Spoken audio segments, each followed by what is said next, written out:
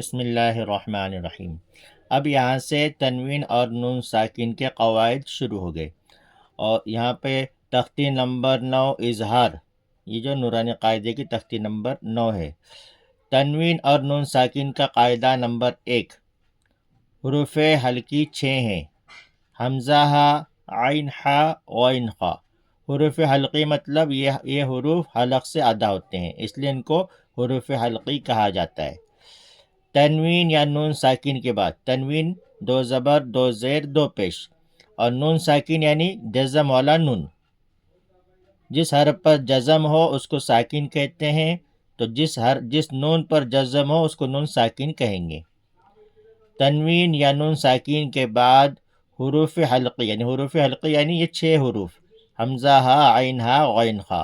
حروف حلقی آئے تو تنوین اور نون ساکن کی آواز کو ظاہر کر کے بلا غنہ کے، یعنی اس میں غنہ اخفا کچھ نہیں کریں گے، بلا غنہ کے جلد پڑھیں گے، یعنی بالکل نارمل طریقے سے پڑھیں گے، جیسے طیرن ابابیل۔ نہ اس میں ہم کو طیران کرنا ہے، نہ اور کسی طرح سے اس میں کچھ وقت لگانا ہے، بلکہ نارمل طریقے سے سیدھا سیدھا اس کو پڑھنا ہے، یعنی ظاہر کر کے، تنوین کو ظاہر کر کے پڑھنا ہے، بلا غنہ کے جلد پڑھیں گے۔ اس کو اظہار کہتے ہیں، اس کو ظاہر کرنا کہتے ہیں۔ اظہار مطلب ظاہر کرنا۔ اب اس کی مشق کریں گے۔ طیرن ابابیل، طیرن ابابیل۔ اب ہم جو ہے یہاں اس کو ہجے سے نہیں پڑھیں گے، اس لیے کہ ہر جگہ پر ہجے سے پڑھنے میں وقت زیادہ لگتا ہے۔ اب ہم پیچھے بہت سارے سبق ہجے سے پڑھ چکے ہیں، اس سے ہم کو یہ بات سمجھ میں آ گئی، اور باقی لوگوں کو بھی سمجھ میں آ گئی ہوگی کہ ہجے کس طرح سے کیے جاتے ہیں۔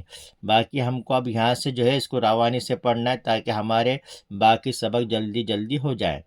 اور ہم کو روانی سے پڑھنے کی مشق بھی بہت ضروری ہے، اس لیے کہ جب ہم قرآن شریف شروع کریں گے، قرآن شریف میں سے پڑھنا شروع کریں گے، وہاں تو ہم کو روانی سے ہی پڑھنا ہے، وہاں ہجر کرنا نہیں ہے، اس لیے روانی کی مشق بھی بہت ہی ضروری ہے۔